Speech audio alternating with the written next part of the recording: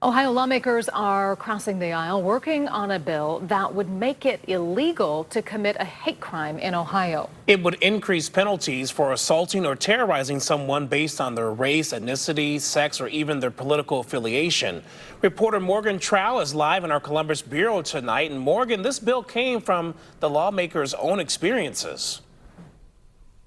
Damon, Katie, that's right. Over the past year, the State House has needed to increase security due to an uptick in threats against lawmakers. And legislators tell me that this is actually something that would protect not just them, but other vulnerable groups.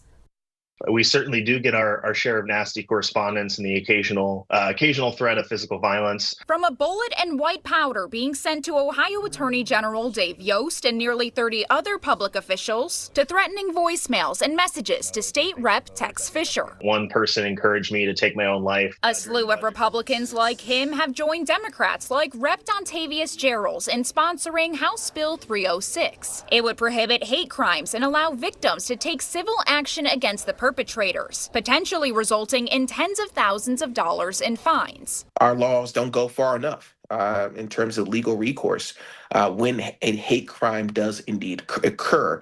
And so that's what started our journey in really looking at our current existing law and saying, what can we do to make it better? Current Ohio law doesn't have a hate crime statute. Civil rights attorney Jesse Hill explains that there is ethnic intimidation, which elevates a crime like menacing from a misdemeanor to a felony if the suspect targets someone based on their race, color, religion, or national origin. It includes a really broad set of categories that are protected against, intimidation or violence. HB 306 adds sex, age, disability status, and the person's political affiliation to the list of protected classes. One category that is not explicitly protected by this law, and it was kind of surprising to see that it was omitted given how broad this law is sexual orientation and sexual identity, gender identity. Gerald says that this bill was a compromise, but that he believes that hate due to sex would protect the LGBTQ+ community. We were able to settle on sex being kind of the umbrella term. The lawmakers say the bill makes sure to protect free speech, since someone can only be charged if they make a direct threat, act recklessly, and have the apparent ability to carry out violence. Making sure that we can have that robust, free political discourse without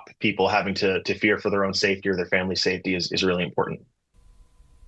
And the lawmakers hope that this helps lower the temperature in the political climate and also show people that threats have consequences.